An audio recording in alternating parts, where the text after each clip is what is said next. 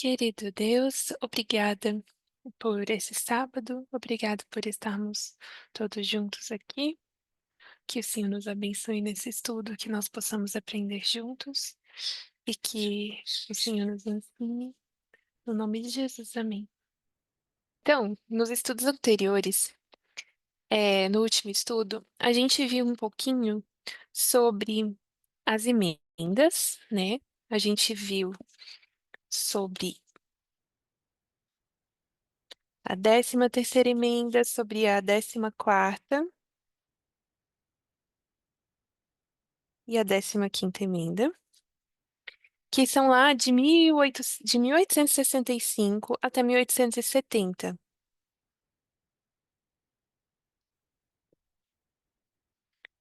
E essa emenda aqui, elas têm a ver aqui. Alguém lembra a 13ª sobre o que se tratava? Ou alguma dessas três sobre o que elas eram?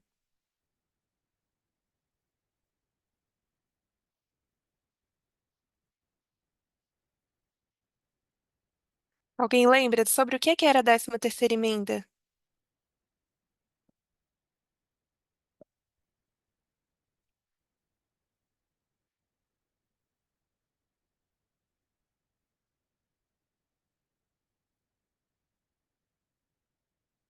A 13ª emenda aboliu a escravidão nos Estados Unidos. A 14ª emenda, alguém lembra sobre o que é?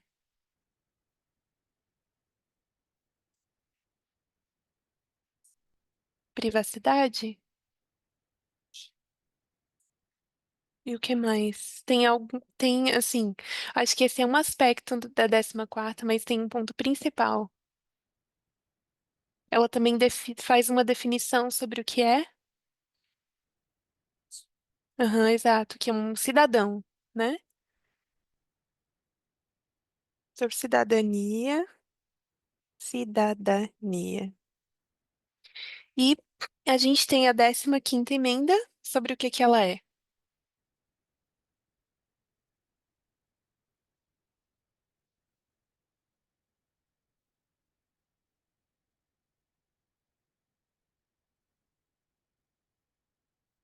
Sobre o direito ao voto. Esse direito ao voto, né, que foi aqui, estava na lei em 1870, ele foi garantido para todo mundo?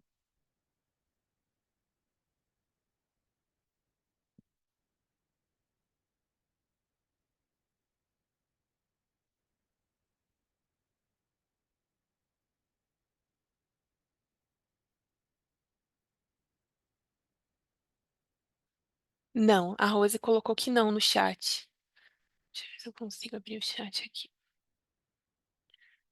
Por que que não foi garantido para todo mundo? O que que aconteceu? Quem podia votar? Quem que não podia votar?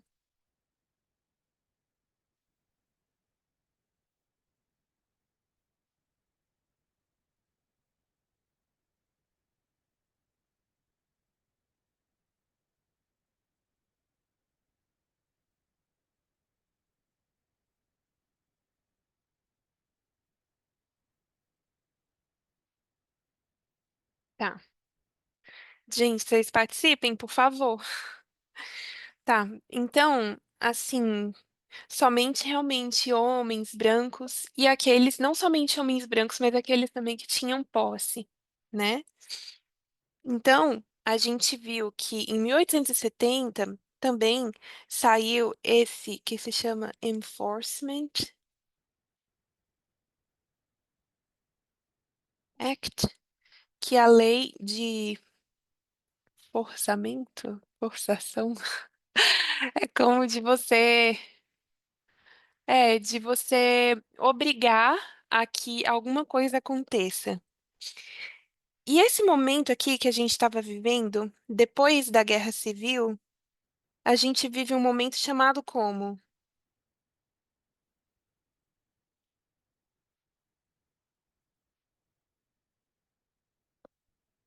É a era da reconstrução. O que que aconteceu nessa reconstrução? Qual que era o intuito da reconstrução?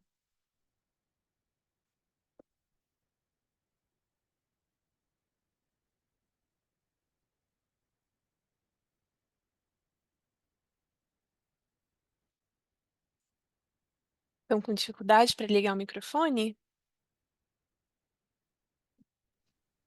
Eu consigo ligar. Uhum.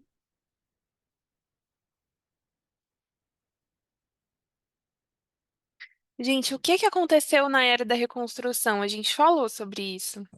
Eu acho que é o processo depois da escravidão e da guerra civil, né? Para reconstruir os Estados Unidos com um sistema que inclui os libertos. Os libertos, Uhum, tá? Acho que faz parte disso também, né? Mas, na verdade, essa Era da Reconstrução, a gente vê que na Guerra Civil a gente já tinha uma divisão entre os estados do Norte e o do Sul. E o que eles queriam fazer era reincorporar esses estados do Sul à União, certo? Só que. Oi? A federação? Só que o problema é que esses estados do Sul, eles estavam bem problemáticos, né? A gente sabe que eram os estados que estavam ali,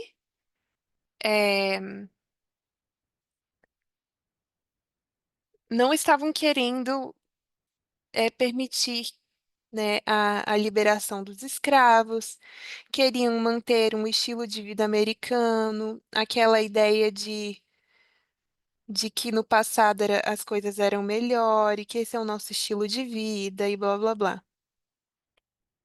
E nessa área de reconstrução, a gente viu que do norte foram mandados oficiais para o sul. E por que que foram importantes esses oficiais no sul? O que que eles estavam fazendo lá? O que que eles estavam garantindo?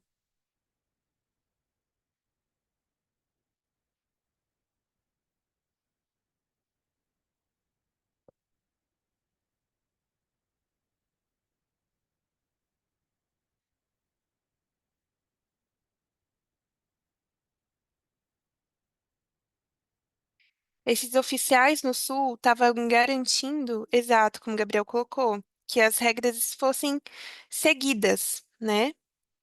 Então, eles estavam fazendo com que essas regras, que essas tropas federais foram para o sul para fazer com que essa reconstrução fosse, possível. E isso foram 10 anos, né, de reconstrução em que eles chamaram de Era Dourada. Porque assim como Pedro disse, né, essas pessoas que foram libertas, elas estavam sendo incorporadas na sociedade. Pessoas que eram escravas antes estavam tendo, cargos, estavam podendo concorrer nas eleições, estavam podendo votar. Só que o que que aconteceu? Aconteceu alguma coisa que fez com que isso acabasse. Vocês lembram o que foi?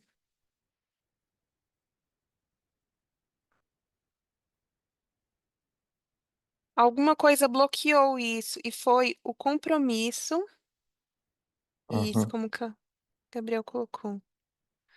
O compromisso de 1877. A coisa estava tão acirrada, né, que um dos,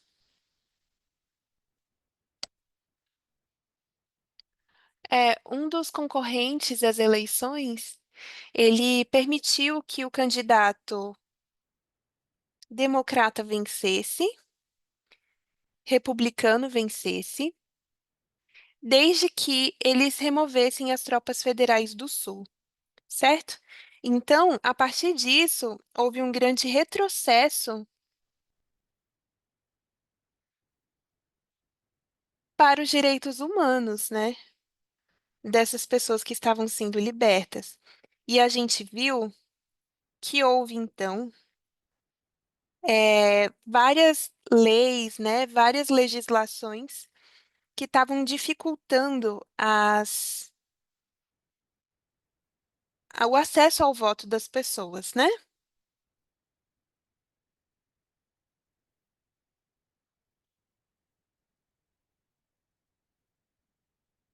Isso muda de. Ixi.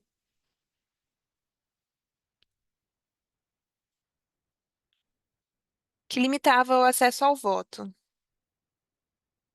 E aqui a Gabriel colocou também as leis de Jim Crow, que eram leis de segregação racial.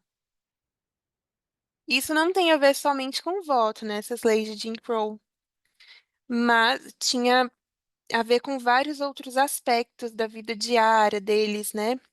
No dia a dia, na relação, e no mercado, e na escola. Então era tudo separado.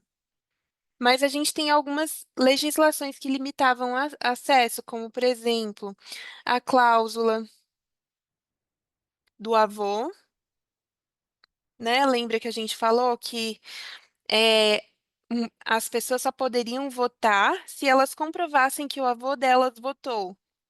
Então, como as pessoas que eram recém-libertas, os seus avós eram escravos, então era muito, muito raro que algum negro conseguisse votar.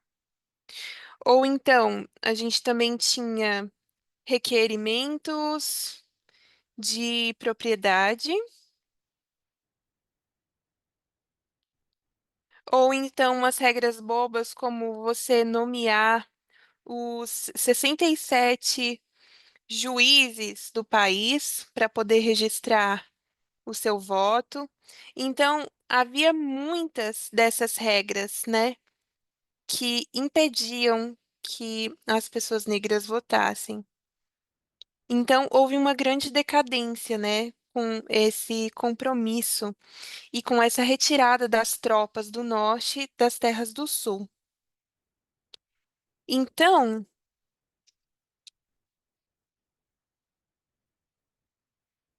eh, foi necessário, né, que depois de muito tempo deles vivendo nessa forma, de que houvesse um movimento para que essas pessoas conseguissem de fato exercer a sua cidadania. E esse foi o quê? O que que aconteceu? Foi o movimento dos direitos civis. E a gente até começou a falar sobre ele, né, na aula passada.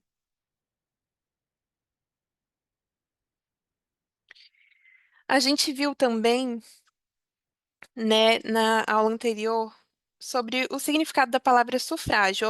Alguém lembra o que significa?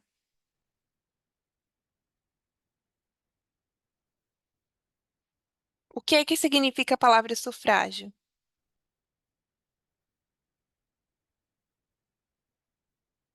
Oração? Uhum. É uma oração e tem mais uma especificidade, né, nessa palavra sufrágio, segundo o dicionário católico. É uma oração intercessória, como disse aí o Gabriel, e o que mais? Em favor de quem?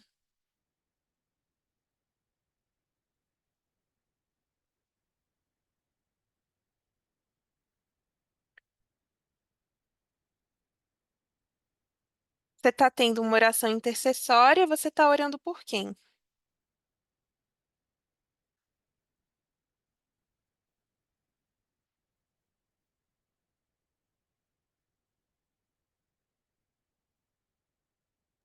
Intercedendo por alguém?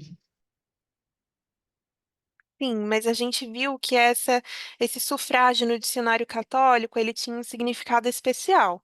Era uma oração intercessória em favor de... Você estava orando pela sua mãe, pela sua tia, pelo governo, você estava orando para quem? O sufrágio, o que que significa essa palavra?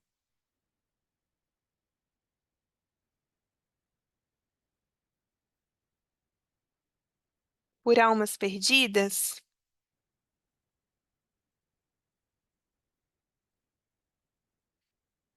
É, em favor dos mortos, né? Para aqueles que estariam no purgatório, para que essas pessoas fossem libertas, né? Tanto que a gente viu também que em novembro a gente tem o Dia dos Mortos, em que o novembro é visto na Igreja Católica como um mês da oração, em que novembro a gente tem o Dia dos Mortos, que é a oração em favor dessas pessoas, né? E a gente viu também que nesse Dia dos Mortos eles enterravam feijões, que muitos achavam que eram que eles tinham o formato de almas mortas, né? Então se faz também o enterro desses feijões. Vimos também que os feijões eram usados na cultura grega como sistema democrático para votação, né? Nós vimos também na aula passada que uma das pessoas muito importantes no movimento de direitos civis, que foi o Martin Luther King, ele teve algumas frases e ele dizia assim que se a gente tirasse o direito de votar, eu também não me, se eu não tenho o direito de votar, eu também não me possuo. É, então, a questão do voto não era simplesmente pelo fato de ir e escolher quem você quer que esteja no poder. Mas para essas pessoas que estavam participando do movimento de direitos civis, isso tinha a ver com ter voz, ou seja, existir, que a sua posição seja validada, né? Se você não pode votar, você não pode expressar quem você quer que esteja ali no poder, é como se você não existisse, não tivesse nem o direito de existência. Então, isso está muito no centro, né, do movimento de direitos civis. A gente viu também sobre a Declaração, dos Direitos Humanos de 1948. Universal Declaration. A Declaração Universal de Direitos Humanos, como teve influência também sobre o movimento dos direitos civis, que foi depois da Guerra Mundial, e que eles estabeleceram alguns princípios de democracia. Não usaram a palavra democracia, né? Porque eles estavam passando ali por aquele governo do Hitler, em que se dizia democrático, em que ele foi eleito, mas que não tinha princípios democráticos, né? Então, essa Declaração de Direitos Humanos Universais, ela ajudou, né, a ser uma ideia, né, e tem influência aqui sobre o movimento de direitos civis. A gente tinha visto também que é, esse movimento de direitos civis começou aí no meio da década de 50.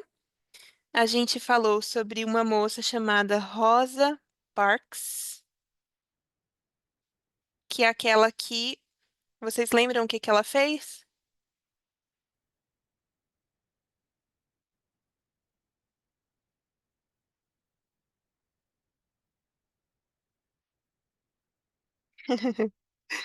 Gabriel compartilha as mesmas ideias que eu. Sim, ela não quis levantar, né? Dentro das leis de Jim Crow, os negros eles tinham que ir na parte de trás do ônibus. Ela estava sentada aqui do meio para frente e ela não quis se levantar para dar assento a um homem branco. Isso foi gerando muita revolta, né? Foi gerando muitos movimentos, né? Então tá, gente, mais ou menos um pequeno resumo do que a gente tinha visto, né, das últimas ideias que nós tínhamos visto. A gente tinha, então, começando aqui com algumas ideias novas, o presidente Johnson, ele era um presidente democrata e ele tinha, né, dentro da sua agenda, a ideia também de melhorar a questão dos votos. Só que seus conselheiros disseram que agora não, que isso pode esperar, né?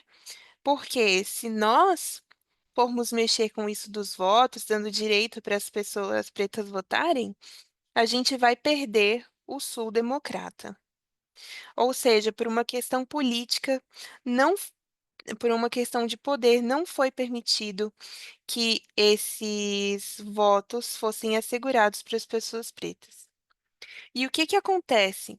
Houve alguns eventos que foram catalisadores de maior revolta nos Estados Unidos e que levaram ao que finalmente seria a lei de direitos eleitorais.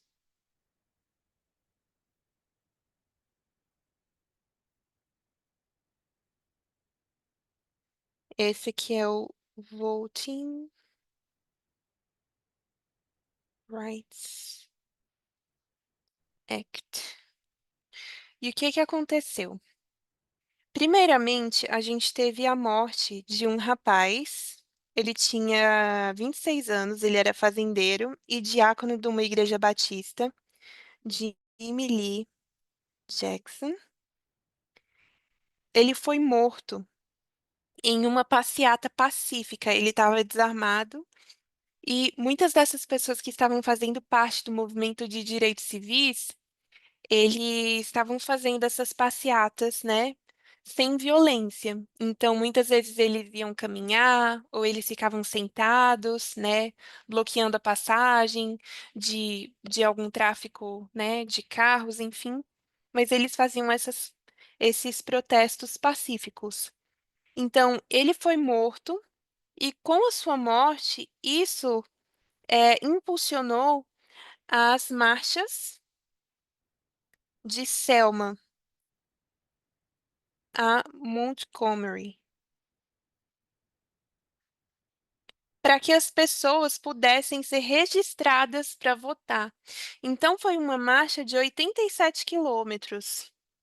E nessa marcha de 87 quilômetros, houve o que a gente conhece como Domingo Sangrento de 1972. O que que aconteceu? Veio a polícia e eles bateram nas pessoas, atiraram em pessoas. E então é, teve a morte também de um rapaz estudante, John Lewis, que ele morreu por uma fratura no crânio, né? Por ter sido atacado por esses policiais. E aí, um jornal, a New York Times, desculpa, ah, não. Ah, tá. A American ABC News, que estava documentando o que estava acontecendo ali em Nuremberg, parou de documentar sobre isso para mostrar as imagens do que estava acontecendo nessa, nessa passeata de 87 quilômetros. E aí as pessoas dos Estados Unidos, vendo aquelas imagens, acharam que eram imagens de nazistas e elas ficaram estarrecidas. Então, a partir disso, houve uma pressão, né, para que o presidente Johnson eh, permitisse que as pessoas pretas pudessem ser registradas para votar. Além disso, também, nos desses movimentos, o Martin Luther King, ele foi preso e ele envia uma carta. Pode falar. Eu não tinha me deparado esse detalhe que eles estavam transmitindo os processos de Nuremberg, que era justamente para processar os, os nazistas, não? Como Uhum, após a Guerra Mundial. Não sei se foi um documentário, se foi ao vivo, como que era naquela época. Não sei exatamente, mas é época pós Segunda Guerra Mundial. Então, se eles interromperem essa transmissão para mostrar o que estava acontecendo nas ruas dos Estados Unidos e as pessoas achando que estava continuando lá uma reportagem sobre nazistas, né? Que estava batendo nas pessoas. Uau. exatamente, isso que aconteceu. Então, esse foi um evento que chocou muitas pessoas, e também o Martin Luther King escreveu uma carta, e essa carta foi publicada pela New York Times. Então, tudo isso foi fazendo pressão por parte da população para que as pessoas pretas pudessem ser registradas para o voto. Então, tudo isso fez com que levou com que em 1965, peraí.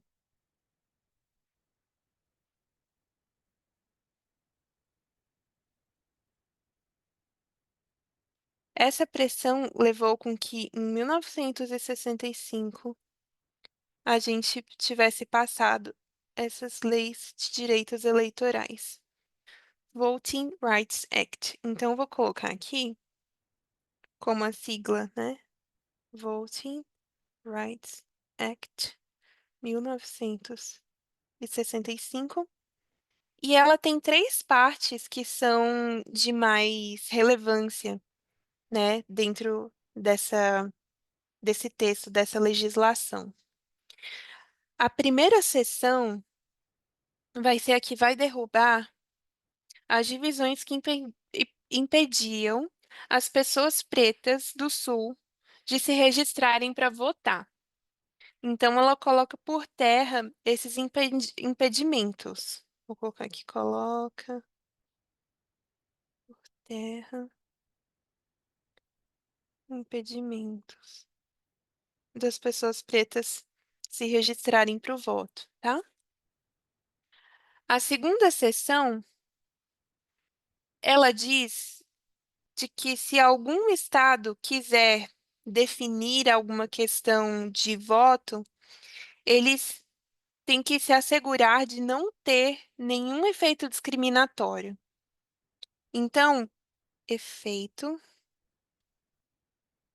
discriminatório. Então, você como um estado, você como né, uma enfim, você é um estado, você vai passar uma lei sobre voto, você vai ter que se assegurar de que não haja nenhum efeito discriminatório. E por que que isso é importante? Porque a gente tem a intenção e a gente tem os resultados. Então, o Estado ele pode dizer assim: ah, mas a gente não tinha a intenção de que com essa regra para as eleições, as pessoas deixassem de votar. Só que na prática, as pessoas estão deixando de votar por isso. Então, tem a ver com o efeito discriminatório, né? E a quinta seção do, dessa lei de direitos eleitorais é que alguns estados iam ter mais supervisão. E quais seriam esses estados? São aqueles estados que tinham o histórico de ter mais, um passado mais discriminatório, né? Então, isso tem a ver com a história discriminatória dos estados. Vocês acham que foi justo isso?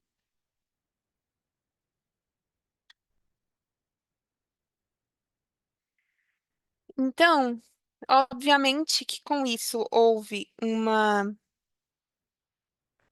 contramobilização, né? Houve uma reação a isso, e muitos estados disseram que eles estavam tirando deles a sua autonomia de decidir como governar o estado. Vocês estão nos privando de supervisionar os votos e de colocar as qualificações necessárias, né?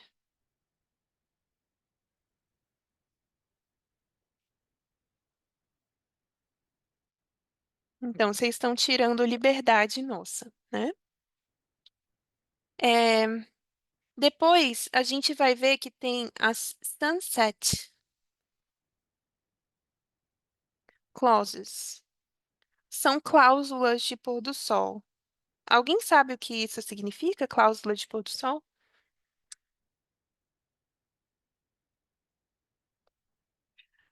Basicamente, são momentos em que uma lei é revista.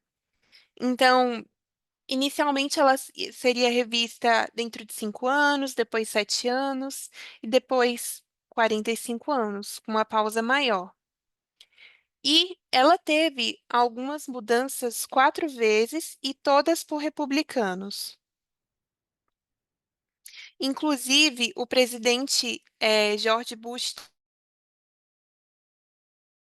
também revisitou as cláusulas aqui do VRA, da VRA. Então, desde 1965, houve muitas tentativas de destruir, né, essa lei de direitos eleitorais. É, Mas houve também algumas mudanças boas, como, por exemplo, no ano de 1971, pessoas com mais de 18 anos poderiam votar. E a gente poderia lembrar que antes somente pessoas com mais de 21 anos poderiam votar. Depois a gente vê que a gente tinha então aqui uma de 1970 a 1980, a gente teve esse foco na raça, na igualdade social, né, na ação civil, nos direitos civis e na ação afirmativa. A Gale até deu um estudo sobre isso, sobre ação afirmativa. Só que também, ao mesmo tempo que isso estava acontecendo, ali, né, no final dos anos 70, pro início de anos 80, a gente também começou a falar muito sobre gênero, sobre questões de gênero. Tanto, e a gente vê também uma reação, né, que é como é o nome? A maioria moral dos Estados Unidos.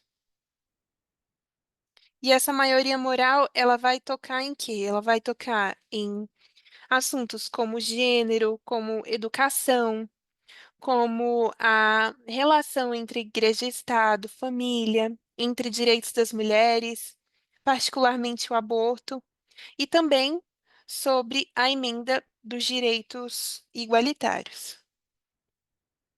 Então, só mais ou menos um pouco de contexto do que está acontecendo nesse momento.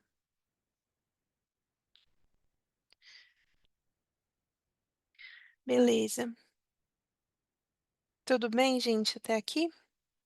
Não é nada difícil, não. É mais uma questão assim mesmo de contexto do que está acontecendo. Então, vou apagar isso aqui. Em 2013,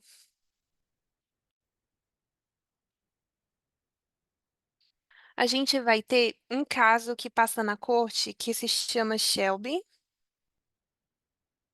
vers... desculpa, Shelby County versus Holder. Isso foi em junho de 2013. Então, a Suprema Corte, nesse caso, ela vai dizer que é inconstitucional uma jurisdição da seção 4B do VRA,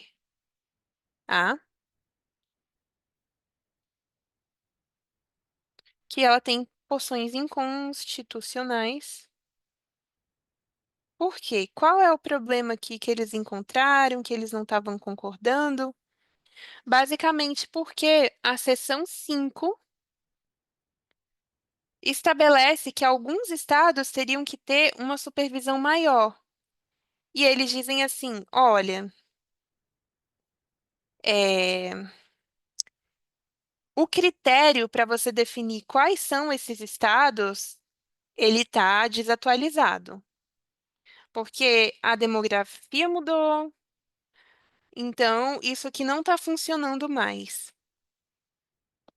Então, isso fez com que essa lei de direitos eleitorais, Voting Rights Act, que ela ficasse como uma lei morta hoje.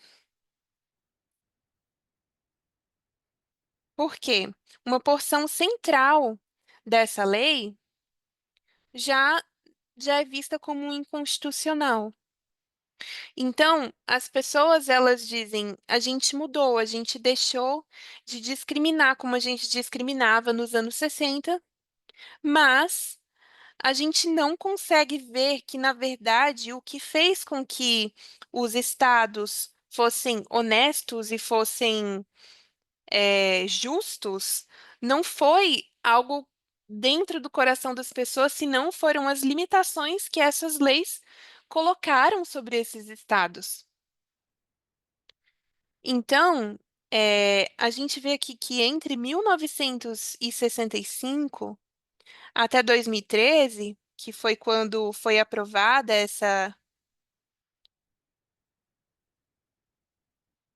esse argumento aqui contra a lei de direitos eleitorais, 3.000 leis discriminatórias foram bloqueadas. Então, assim, as pessoas até tentavam colocar leis discriminatórias, leis que dificultavam as pessoas de votarem, mas a VRA, conseguiu bloquear, certo? Então, antes disso, é, essas leis discriminatórias eram bloqueadas, elas não tinham que passar pela corte e hoje em dia já tem que passar para que elas possam ser derrubadas. E isso é um processo que, quando tem que passar pela corte, demora muito mais. Então, a gente vê que hoje a gente tem maneiras oficiais e não oficiais de impedir que as pessoas se registrem ao voto, certo? A gente sabe sobre algumas regras eleitorais dos Estados Unidos, a gente já falou algumas vezes, né, sobre. E as eleições aqui de 2016 foram as primeiras eleições presidenciais sem a proteção das VRA, da Lei de Direitos Eleitorais, certo? Em 2001, aconteceu essa aqui, Election Integrity. A lei. Ah,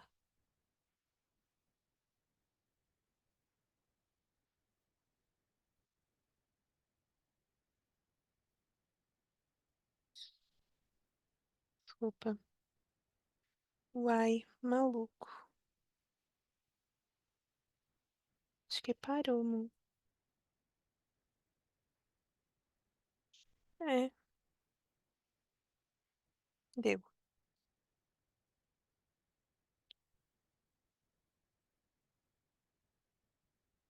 Então, essa lei aqui é do estado da Geórgia. Então, eles eles conseguiram fazer várias táticas para poder diminuir o número de votos, como, por exemplo, né, limitar o acesso eh, às urnas. Eles não permitiam que fosse oferecido água e comida para as pessoas que estavam na fila, e várias outras questões que faziam que fosse mais difícil as pessoas votarem, né? Em resposta a isso, os democratas passaram uma lei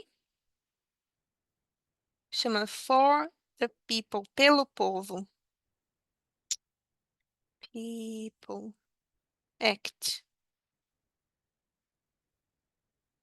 que vai, na verdade, querer expandir os direitos ao voto, né? Vai mudar a questão do financiamento das campanhas, vai limitar o gerrymandering, lembra, que é mudar os mapas de acordo com os interesses dos políticos e dos partidos. Então, tem esses dois. Eu vou deixar aqui os nomes para vocês estudarem depois, né? Na verdade, muito do que a gente está vendo aqui é bem por cima para a gente fazer o nosso estudo e entender o que cada uma dessas coisas é. E depois a gente também teve uma outra lei que se chama John R. Lewis Voting Rights Act. A Lei de Direitos Eleitorais de John R. Lewis. Lembrando que esse daqui foi aquele estudante que foi morto por um traumatismo craniano quando eles estavam fazendo essa caminhada de 87 quilômetros, né? Então eles colocam o nome em homenagem a ele. E o que pede, né, essa lei? É buscar, busca que estados que necessitam de maior supervisão, eles busquem a aprovação federal antes de passar eh, mudanças em leis eleitorais. Ou seja, é uma restrição, uma limitação, né? Então, aqui pede uma aprovação federal com relação aos a leis eleitorais. Ou seja, isso seria para pegar de volta aquele quinto ponto do, da Lei de Direitos Eleitorais, da VRA, né? Resgata isso. Isso foi aprovado pela Câmara, só que foi negado duas vezes pelo Senado. Ou seja, isso não entrou em vigor. A Terry, ela mostra também no estudo dela algumas maneiras em que os votos das mulheres são suprimidos, em que os votos de pessoas LGBT são suprimidos, né? E, basicamente, tudo isso foi para dar uma ideia para a gente de como o voto é importante, de como houve uma luta nos Estados Unidos para que esse voto pudesse ser conquistado, certo? Então, são realmente pontos assim mais superficiais que a gente tocou, mas para a gente meio que ter uma linha para a gente entender o que que aconteceu até a gente ter o sistema eleitoral como a gente tem hoje. Então, outro ponto aqui, continuando o estudo, a gente sabe que 2024 é um ano muito importante em questão de eleições, porque 4,2 bilhões de pessoas estariam e estão votando, né? Mais da metade da população mundial. Só que, obviamente, a gente dá uma olhada bem importante para os Estados Unidos, sendo os Estados Unidos a terra gloriosa. Então, a gente já tinha visto algumas questões do nome, né? Do Quintus, Fábios, Maximus. Por que que a gente tinha visto esse nome?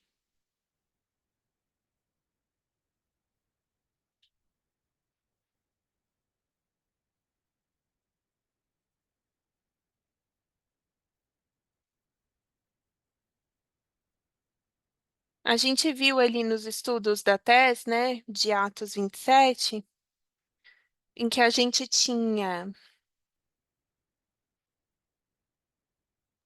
Ele foi embaixador de Roma até o Egito? exato, a gente viu na linha, né, na grande linha, aqui a linha dos 144 mil, né, a gente tem aquele marco de 2021, que é Beneventum, ou Pânio, que tem a ver com 275 a.C., que é a chegada que os romanos derrotam Pirro e é como se fosse a chegada de Roma no cenário mundial. A gente tem aqui 273 antes de Cristo, em que egípcios são mandados para Roma. E esse daqui é o nosso aumento de conhecimento. Aumento de conhecimento. E que a gente marcou isso aqui como sendo julho de 2022. E o que que aconteceu aqui em julho de 2022?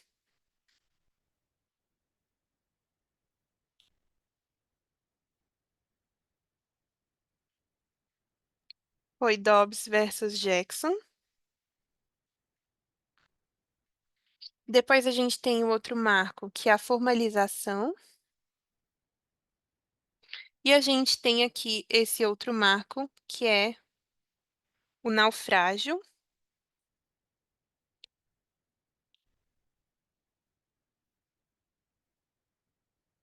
Ou a lei dominical, que teria a ver com 272 antes de Cristo. E como a Lara disse, embaixadores romanos foram levados ao Egito. E aqui a gente tem esse líder, né, que é o Quintus Fabius Maximus Gorgias, na Batalha de Argos. Então, a gente alinha esse nome, a gente viu também que o Maximus tem a ver com uma inundação máxima. E no primeiro estudo que a gente fez de revisão desses estudos da tese, ela mostrou como essa inundação acontece, como a inundação está presente nesses momentos de lei dominical. Tá? Então, vamos ver aqui esse nome, né?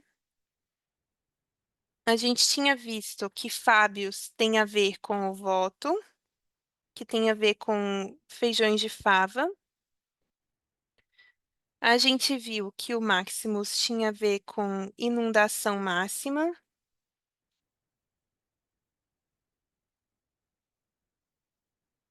E a gente viu, agora vai ver o que significa esse quintus. Esse nome quintus, ele poderia simbolizar o quê? Que essa pessoa é o quinto filho ao nascer naquela família, ou a gente também pode dizer que essa pessoa nasceu no quinto mês. Mas por que nasceu no quinto mês? Inicialmente, a gente vai ter aqui o calendário romano,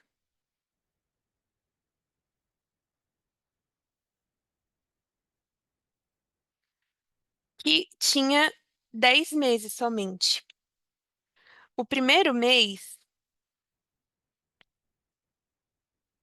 2, 3, 4, 5, 6, 7, 8. Eita. 9 e 10. O primeiro mês, Martius, Aprilis. Vamos ver, ele fica doido. Maius, Juno. E aqui a gente tinha Quintulus, Sextulus, September, October, November e December. Beleza. Esse aqui, para quem viu, ela faz esse mapinha lá, né? Tem um textinho que eu fiz aqui, uma pesquisa no Google rapidinho, que diz assim: julho é o sétimo mês do ano no calendário gregoriano, tendo a duração de 31 dias. Júlio deve o seu nome ao cônsul e ditador romano Júlio César, sendo antes chamado Quintilis em latim, dado que era o quinto mês do calendário romano que começava em março. Também recebeu esse nome por ser o mês em que César nasceu. Então, a gente vê que existe essa relação entre o calendário romano e o calendário juliano. No calendário juliano, a gente vai ter que o primeiro mês vai ser janeiro, em comemoração ao deus Janis Janis Ti, que é o deus dos inícios. Depois a gente vai ter fevereiro e a gente vai ter março. Então, março passa a ser o terceiro mês. Então, aqui a gente tem fevereiro, janeiro, né? Um segundo mês, primeiro mês. Aí depois a gente vai ter abril, a gente vai ter maio, a gente vai ter junho e aqui a gente vai ter julho. A gente viu que esse mês teve esse nome, recebeu esse nome por causa do imperador Júlio César.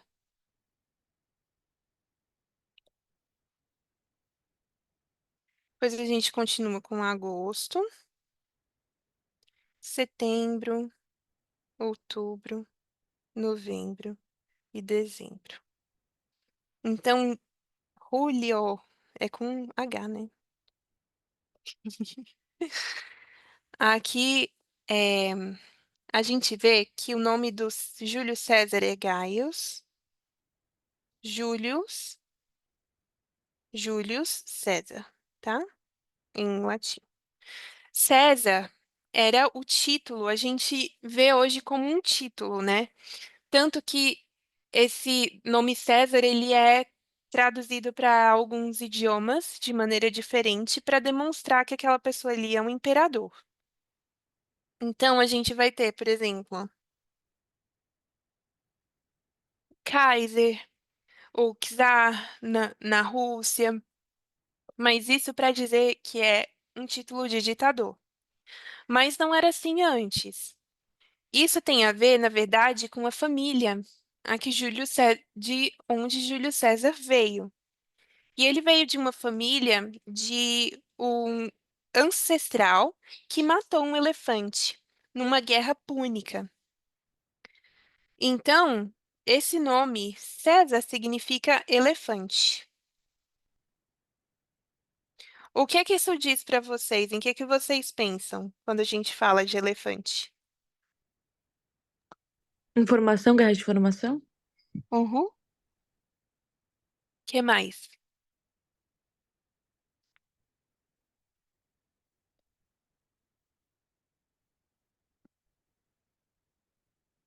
O Gabriel falou que GOP.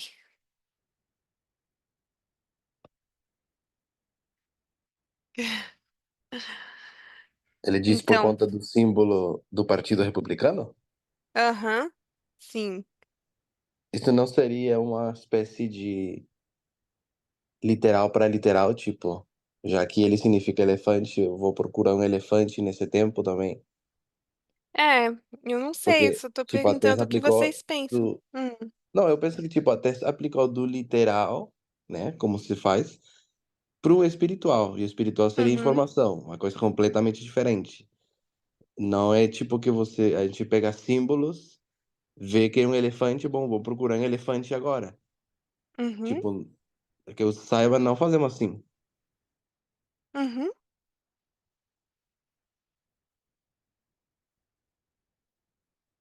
Ok. Então, o que que ela traz, né? Sobre o mês de julho, né, que se encontra.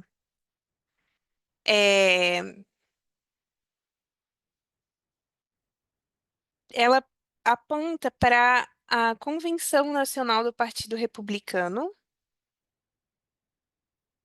Republican National Convention, Convenção Nacional do Partido Republicano, que aconteceria entre 15 e 18 de julho.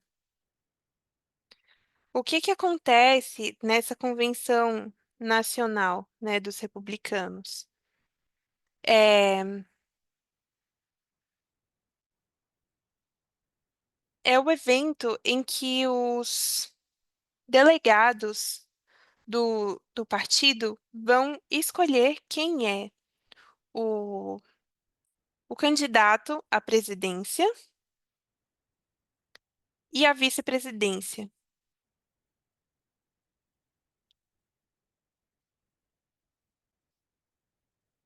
E a gente sabe, né, que no momento em que ela fez esses estudos, o nome principal, né, que estava ali para ser votado era o Trump, e que a gente sabe que a gente já tem, né, como resultado dessa convenção, a nomeação de Trump, mais o seu vice, que se chama Vance, né? É, antes disso, de janeiro a julho, a gente teria as primárias. Nessas primárias, o que que acontece? Vão ser decididos os delegados. Isso tanto para o Partido Republicano, delegados, finge que está escrito delegados, tanto para o Partido Republicano como democratas. Então, dependendo das leis de cada estado, esses delegados eles podem ser jurados ou não jurados. Jurado no sentido de jura, de promessa, né? E o que que significa isso? Que os delegados jurados, eles têm que votar por aquele escolhido na Convenção Nacional Republicana. Eles têm que, de qualquer forma, votar obrigatoriamente por esse candidato. Os não jurados, eles podem mudar de ideia, tá? Então, a gente tem os jurados e não jurados. Uma coisa que a Terry trouxe que chamou a atenção dela é que na convenção do Partido Republicano, eles teriam 157 delegados não jurados e 2.272 jurados. Isso seria, deixa eu ver aqui.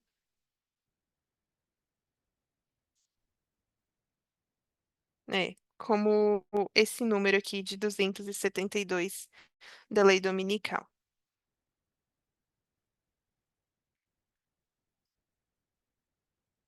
Então, a gente tem essa convenção. Depois, ela vai falar sobre alguns outros pontos. Eu tenho uma pergunta para fazer para vocês, assim, depois mais para frente. Ela chega também a mencionar eh, sobre esses 10 riscos globais que foram postados no início do ano, que a gente tem acho que é o primeiro risco, né, os Estados Unidos contra ele mesmo, contra eles mesmos.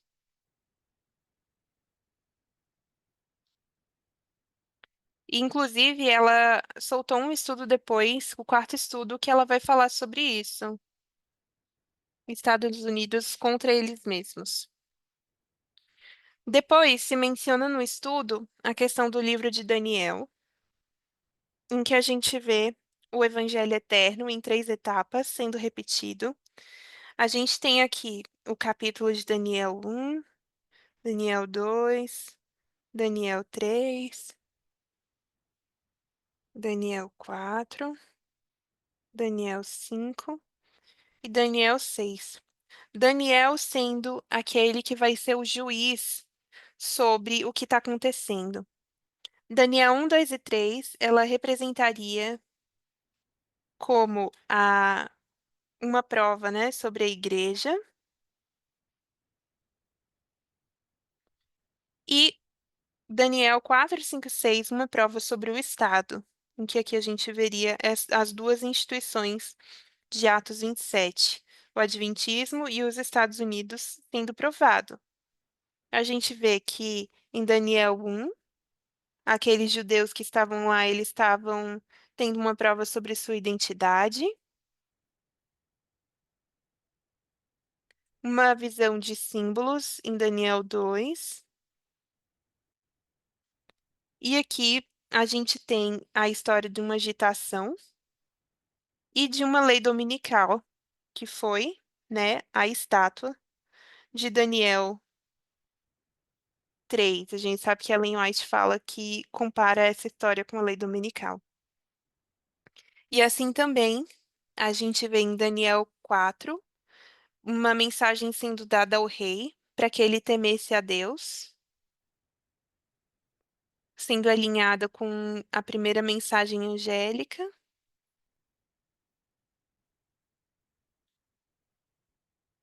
Aqui também, né?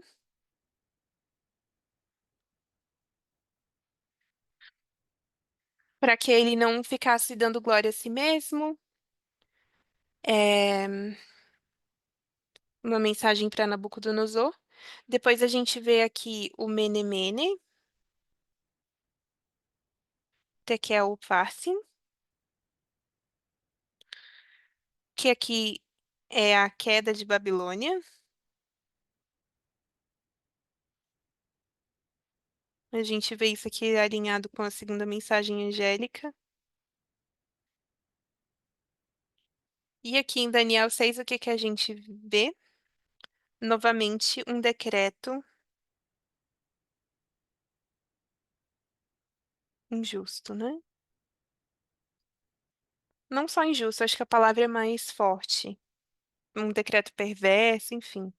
Mas seria também como um símbolo de lei dominical. Que mais? Então, ela mostra que tanto aqui nessa terceira mensagem para o Adventismo, com a terceira mensagem para os Estados Unidos, nessas histórias de decreto dominical que a gente tem em Daniel 3, em Daniel 6, a grande questão é: para quem você vai orar? A quem você vai se prostrar, né? E a gente vê ali que a oração, ela é um símbolo, né? Que é a relação entre essa oração e o voto, né? A gente viu ali que o Martin Luther King também simbolizou que você tirar o direito de um cidadão de votar seria como tirar o direito de um cristão de orar. Ele faz esse símbolo, né? E a gente sabe que a oração também tem a ver com o voto. Diante de quem você vai se prostrar? Qual é o governo que você vai escolher, né? Será o reino de Deus ou o reino de Satanás? Será um sistema de governo antidemocrático, exclusório, é, discriminatório, em que prevalece o mais forte, ou um governo que permite que as pessoas tenham direitos, em que você, né, tenha o amor como prática de emancipação das pessoas, né? Então aqui tem alguns documentos, né, que foram sugeridos, como por exemplo, tem esse daqui, um artigo do The Daily, que é Trump 2.0,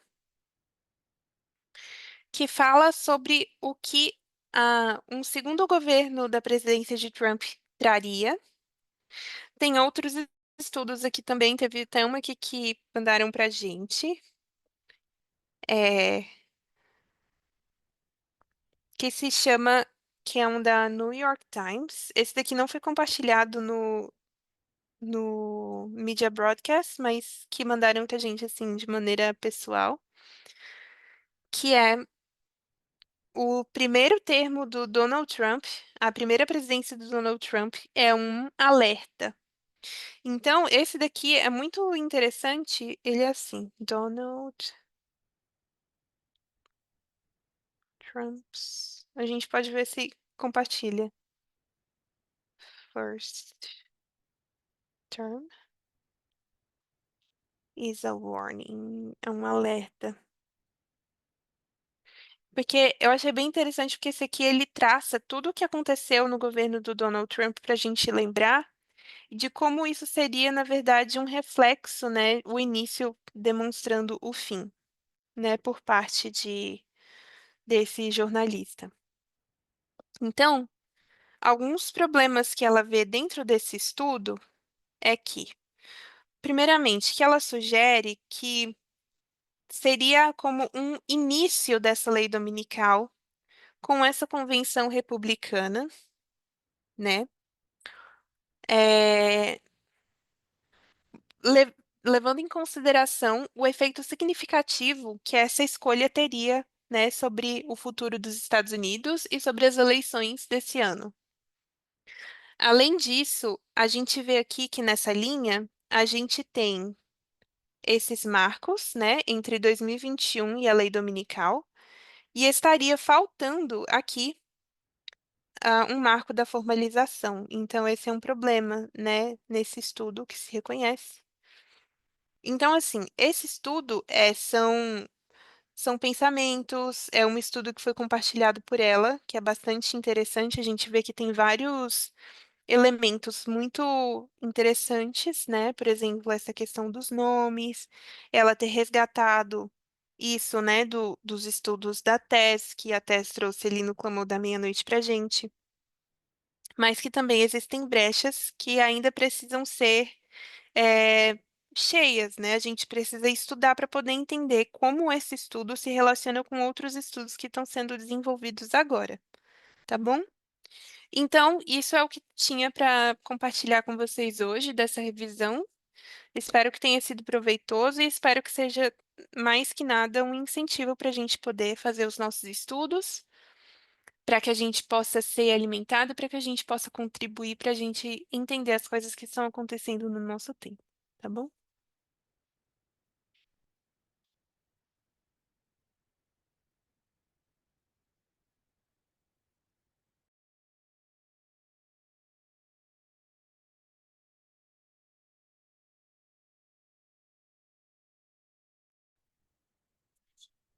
Oi?